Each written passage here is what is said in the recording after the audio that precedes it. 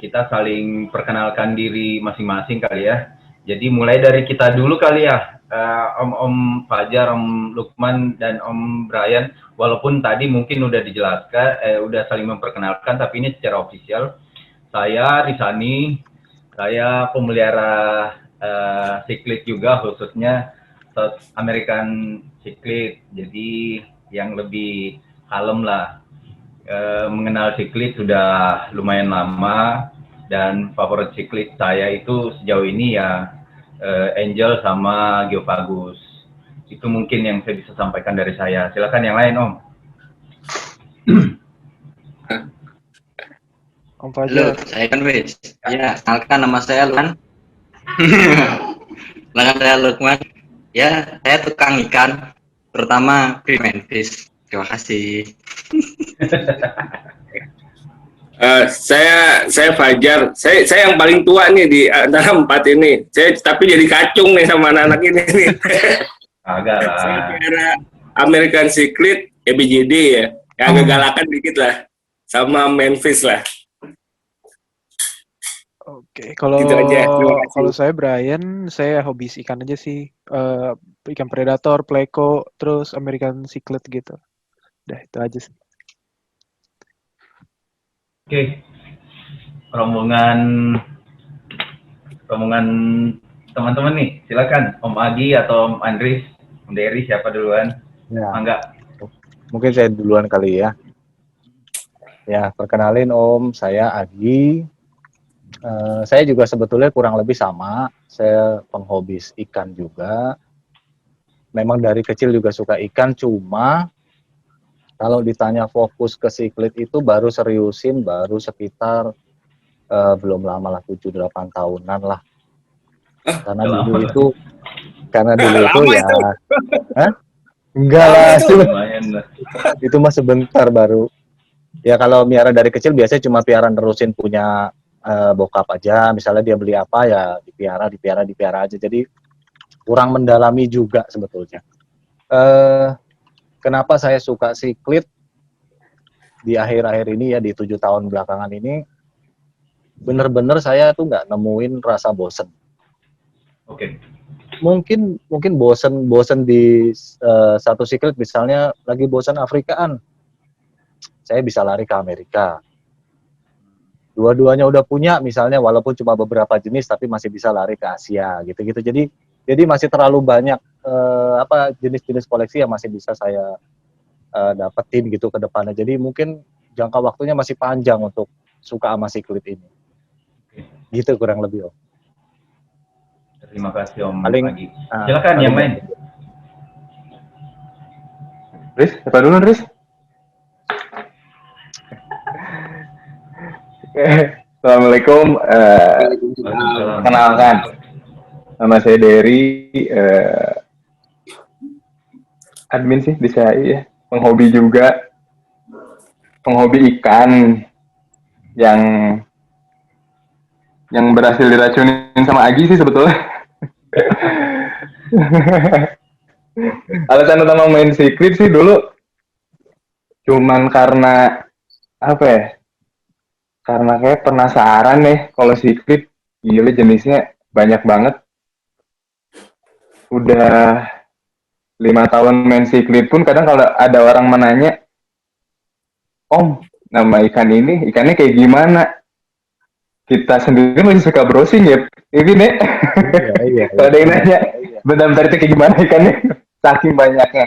Jadi, ya betul kata Om Agi, siklit itu benar-benar gak ngebosenin, terus perawatan cukup mudah, dan yang pasti nyari pelet kan nggak susah itu nih.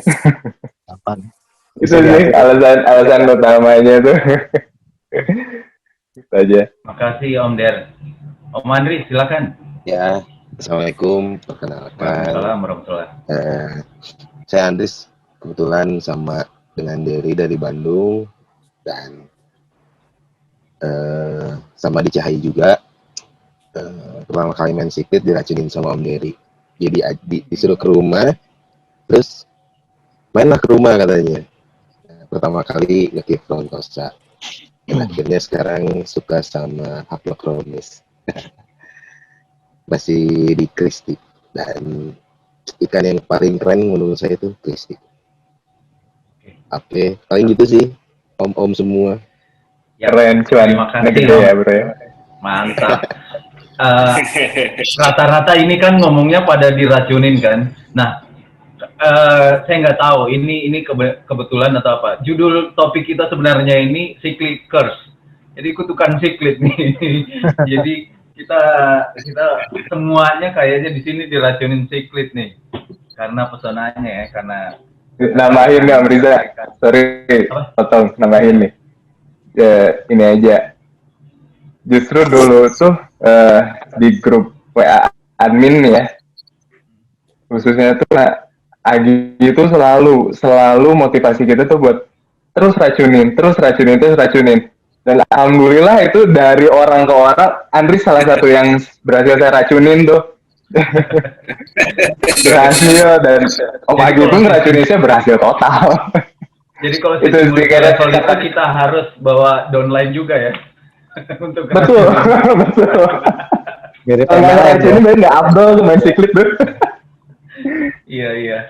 Oke, Om, terima kasih perkenalannya semua. Kita mungkin supaya nggak terlalu lama, kita mulai sesi diskusinya ini. Tadi ada clue-clue sebenarnya yang sudah disebutkan mengenai pertanyaan pertama ini. Tapi ada mungkin yang bisa ditambahkan. Secara spesifik kan Om Andris misalnya menyebutkan dia itu ketertarikannya ke Hubs. Kalau Om Agi itu ke Afrika, Amerika, kalau Bosan ke Latin. Kalau Om Dery lebih ke segitu banyaknya siklit sampai kita itu nggak akan pernah bisa menghafal salah satu jenis siklit.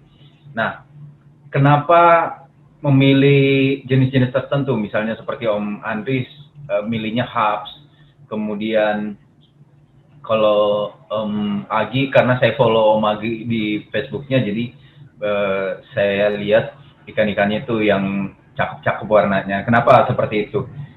Ada pertimbangan atau ada alasan kenapa memilih jenis dari warna atau dari bentuk atau dari karakter? Silakan, Om. Siapa dulu nih? Vin, yang tua dulu, Vin. Silakan. Sialan lu, tua dulu. Yang tua belakangan harusnya. Iya, benar. Nah, kalau saya sifatnya lebih netral, tidak fanatik ke salah satu jenis atau ke salah satu asal dari siklit tersebut, enggak sih. Jadi saya memang basicnya pecinta ikan sebetulnya.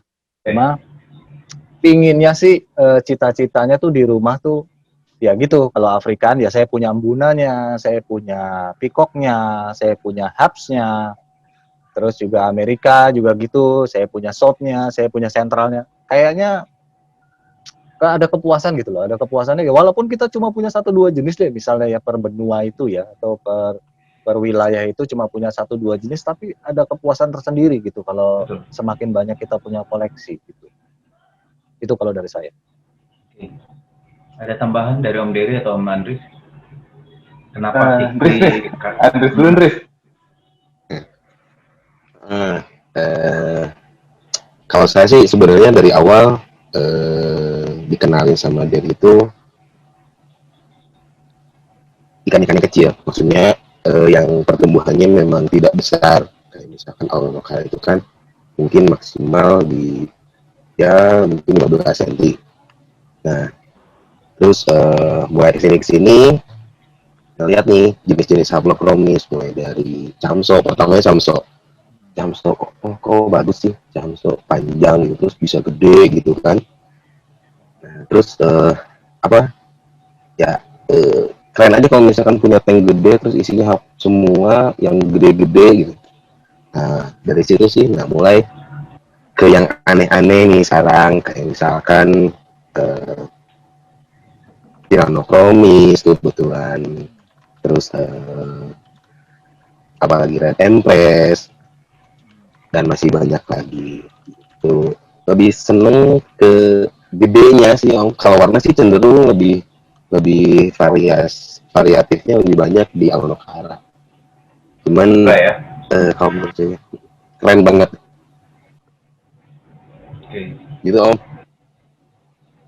Om Dery gimana Om? Ada tambahan? Ya apa ya? Ya emang pada dasarnya sih menurut saya Secret semuanya keren sih ya. Justru saya ini diracun lagi nih. Dulu diracun sama Aji mau pelihara ikan Secret itu milih-milih sampai akhirnya Aji nanya, pH air lu berapa? Parameter air lu gimana? Akhirnya gitu. Akhirnya karena parameter air punya Afrikaan ya udah main Afrikaan. Dulu saya sempet tuh jatuh cinta sama yang namanya manfish, angelfish tuh. Sampai suatu saat pernah punya Redback Amapa tuh belum kayak sekarang ya banyak ya. Iya, iya. Dulu tuh saya pernah dikasih sama salah satu senior nih, satu pairing indukan. Wah itu seneng banget. Tapi karena parameter airnya, oh gila, emang harus soft kan ya kalau kata orang kan manfish tuh kan berhasil neror, gagal, sampai akhirnya udah kan cara manfish kayak gitu, sebenarnya manfish, tapi pada akhirnya Secret itu ada yang nyari warna, ada yang nyari garangnya ya, bilangnya. Ya. Ada yang nyari Ya. sisi feminimnya. Di manfish itu feminimnya. Untuk dengan parameter air yang orang umum punya lah ya. Karena kalau misalnya ngomongin feminim kan ada discuss. Untuk discuss, airnya gila kan. Aneh. Ya karena pada dasarnya semua Secret emang enak dilihat, enak dipelihara sih. Dan Secret Afrika sih lebih dominan, lebih senang Secret Afrika apalagi Aonokara karena bisa ngobatin tangan iseng saya kalau nyilang-nyilangin ikan tuh. Kalau negara itu Gitu ya. bilang gampang. Nah ini kalian kan kelihatannya sudah sangat familiar untuk mengenali Secret. Nah pertanyaan berikutnya adalah bagaimana sebenarnya mengenali Secret itu dari daerah mana atau benua mana? Soalnya gini, misalnya Afrika itu kan banyak banget kan. Ada Victoria, ada Malawi, kemudian ada apa lagi tuh? Tanganyika. Nah, itu baru di Afrika, belum ke Amerika Selatan, belum ke Asia. Nah, kalau kita melihat Secret, cara paling mudah identifikasinya itu, oh ini masuknya ke Amerika, ini masuknya ke Afrika. Bagaimana menurut pandangan om-om semua nih sebagai pakar Secret? Pakar loh, serem bener pakar ya. Aji lo jagonya identifikasi ikan loh. Ini jangan pakar deh, ahlinya deh. Enggak, Ayo. hoax. Expert. Kalau dibilang pakar hoax lah saya. Enggak, gini. Oh iya, iya. Apa tadi ya? Untuk ngenalin dari mana Iya, gitu ya. iya. Kalau itu sih saya ya. Kalau saya waktu berjalan. Jadi waktu berjalan saya coba dulu lihat di Wikipedia atau sumber-sumber informasi dari Google lainnya. Itu baru bisa tahu dan itu nanti lama-lama kita hafal sendiri ciri-ciri fisik. Ya kurang lebih nyerempet-nyerempet lah. Nanti jadi kalau dibilang ini nanti muka agak misalnya agak mancung atau misalnya kalau Aonokara agak pesek. Nah, pesek mancung itu kan tiap orang berbeda ya. Iya. Persepsinya beda-beda. Jadi Subjektif itu ya. Ya subjektif betul. Jadi butuh waktu untuk sampai ke arah situ. Gitu. Ya kan kayak gitu kayak nih si Om nih. Si Om kan saya lihat tuh ada Geopagus tuh gede-gede banget itu. Bikin mukeng. Itu kayak gitu. Awas di PM tuh. Karena Om udah familiar dengan South America, pasti sudah sedikit banyak paham mana keluarga Geopagus gitu, walaupun belum ngecek Google gitu istilahnya. Jadi kayak gitu. Jadi intinya tetap kalau saya sih masih nyontek ya, istilahnya masih nyontek dari atau mesti butuh panduan dari Wikipedia dan sebagainya. Gitu. Ada tambahan dari om-om lain? Soalnya ini Betul, penting. Om. Om sebagai Om Agi sebagai orang yang meracuni dua orang ini, menurut pengakuan mereka, itu kan berarti punya tanggung jawab moral memberikan informasi yang benar. Karena yang nggak menutup kemungkinan bahwa kita menganggap benar, ternyata kita menyampaikan informasi yang salah. Nah, kalau itu disampaikan kembali sama downline Om Agi, itu kan berarti kesalahan berlanjut tuh.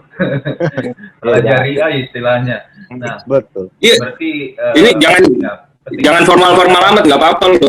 Nggak apa-apa ngomong ngomong santai aja. seenak-enaknya nggak apa-apa loh. Jawaban seenak-enaknya aja. Seenak-enaknya aja. Iya benar. Gimana Om? Kalau Om sendiri, apakah sama seperti Om Agi yang learning by doing? Jadi lihat, pelihara, butuh waktu, nggak gampang untuk memang mengenali. Apalagi ada Amerika yang mirip dengan Afrika. Nah, bagaimana itu mengetahui karakternya? Apakah sama seperti Om Agi, pelihara dulu lah. Kalau ganas, Afrika. Kalau kalem, Amerika. Nah, nggak gitu juga. Okay. Oh, ya kan misalnya kan. Nggak juga. Justru maksud saya kalau sampai punya dulu baru belajar, itu salah. Oke.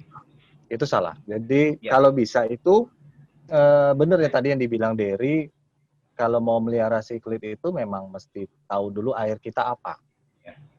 Ya, terus misalnya suatu saat kita ngelihat di komunitas atau ngelihat di YouTube ada ikan keren, paling nggak kita tahu ID-nya apa, ya kan? Baru kita search Google untuk cari tahu lebih informasi tentang dia, gitu. Google kok yang lebih pinter ya. Jadi kalau jangan juga untuk miara ikan itu beli dulu, itu kebiasaan buruk. Iya. Kasihan ikannya. Kasihan duit tapi. Kasihan duitnya juga. Sih. Sudah ada informasi menarik dari perkenalan Om Dery tadi yang disebutkan pertama diracunin Om Agi justru ditanyakan berapa parameter air di tempat lu. Itu kan berarti kita nggak asal merekomendasikan teman untuk jatuh cinta sama ikan, tapi dia harus belajar bertanggung jawab untuk memelihara ikan dengan baik ya. Benar sih Om. Itu juga waktu diracunin Om Fajar gitu juga ceritanya. Racunin. Karena kita racunnya racun ya Om ya, bukan racun yang ngejerumusin deh. Oh iya. Kita mau ngeracunin pun kan kita harus tahu dulu nih. Lu gua racunin, tapi lu punya medianya nggak? Nah itu dia. Faktor-faktor lainnya mendukung nggak? Iya. Nggak yang sebatas bodo amat air lu gimana. Lu pelihara ikan ini udah keren banget, tapi akhirnya mati, lah kan itu ngejerumusin kan. Nah kita selalu bahkan saya sendiri sempat jadi seller ikan ya di Klit tuh. Setiap ada orang yang ke rumah, dia nanya, Om saya mau beli ikan ini. Yang pertama kali saya tanya, selalu air di rumah kayak gimana? Yang paling aman udah jawab, saya pakai air PDAM, udah itu paling aman. Endapin ya, gitu doang. Sama kayak waktu Andris di awal begitu. Jangan terlalu panjang dijelasin itu Om, karena ini kan menyangkut ke ada di berikutnya. Ya, Oke. Mirip-mirip itu soalnya. Jadi gini, banyak orang tertarik memelihara siklit kan, tapi tidak semua proses transformasi informasi itu sama seperti yang dilakukan Om Agi. Tanya parameter air, kemudian suhu di tempatnya seperti apa, dipelihara di luar ruangan atau di dalam ruangan. Nah, akhirnya banyak yang gagal dan trauma untuk memelihara siklit. Kalau pendapat Om semua ini, apa sih sebenarnya yang menjadi, tadi kan ada yang bilang tuh, kalau nggak salah Om Dery, pelihara siklit gampang, Om Andris kalau nggak, pelihara siklit gampang. Tapi banyak yang gagal sebenarnya. Sama di Memphis itu kelihatannya gampang, tapi sebenarnya gagal. Sering gagal. Apa sebenarnya yang harus dilakukan orang sebelum mau memelihara siklit jenis tertentu? Tadi air udah, apalagi tuh? Siapa nih? Jelasin. Jawab Om.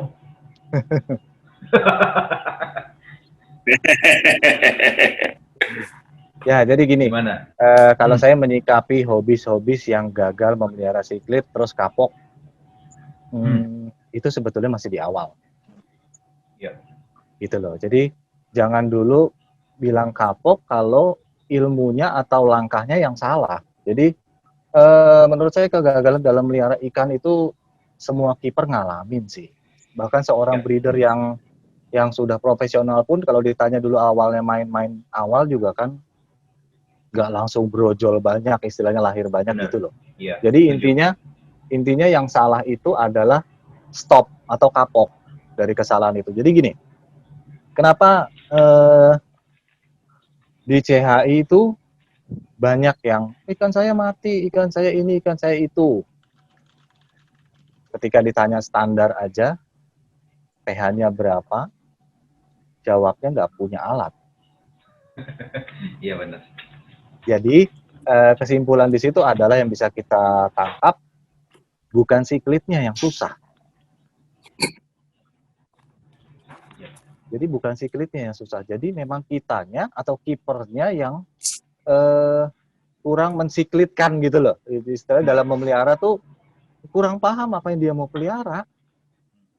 Ya gimana kalau cuma gini loh. Bahkan kan kita mungkin udah familiar dengan kata-kata orang bilang miara ikan apa tangan lu nggak dingin tuh si Anu tangannya dingin. Benar, itu padahal kan sama sekali nggak make sense ya. Karena miara ikan masa pakai tangan dingin, tangan panas gitu loh. Maksudnya gitu. Jadi kalau ikan kan sumber utamanya itu kan dari air ya kehidupannya. Jadi mending kita setnya ke situ dulu. Airnya apa, dikondisikan seperti apa. Kalau memang nanti ada sakit, ada mati, baru kita konsultasi lagi. Kayak gitu. Jadi bukan siklitnya. Jadi balik lagi, yang perlu diarahkan dan kita nggak boleh capek jelasin kayak gitu tuh. Yang salah bukan siklitnya ikan kuat kalau di air yang benar. Benar. Gitu. Jadi ya itu yang perlu kita luruskan di situ. Banyak juga ini udah keluar konteks belum ya? Kayak macam menggabungkan siklit Afrika sama Amerika. Nggak ada yang keluar konteks kalau di sini Om. Semuanya gitu. Masuk jadi, konteks, silakan diaduk aja tuh. Siap. Takutnya kelewatan, takutnya masih di sesi berikutnya. Enggak apa-apa. Mau ngomong jorok, ngomongin orang nggak apa-apa loh. Sini. Ya jadi kayak gitu. Intinya ya gitulah. Intinya nggak boleh ada kata kapok sih sebetulnya kalau untuk kayak gitu. Justru jadi tantangan. Kemarin itu beli Aulonokara mati, kenapa? Itu yang kita nggak pernah cuekin juga di grup kalau ada pertanyaan-pertanyaan kayak gitu. Bahkan saya selalu minta kalau saya lagi banyak waktu ya, saya selalu minta coba dong Om videonya Om, coba dong fotonya Om, karena apa, kita bukan dukun yang tiba-tiba Om ikan saya kemarin mati kenapa ya? Lah yang miara ikan lu nanyanya sama gue, kan gitu ya. Jadi nggak satu dua orang gitu. Nah ya kan banyak kan kayak gitu kan, pasti di Memphis pun begitu. Yes. Ya kan tiba-tiba Japri ya kan belinya di mana ya kan, tahu-tahu tiba-tiba ikan saya kemarin mati kenapa ya?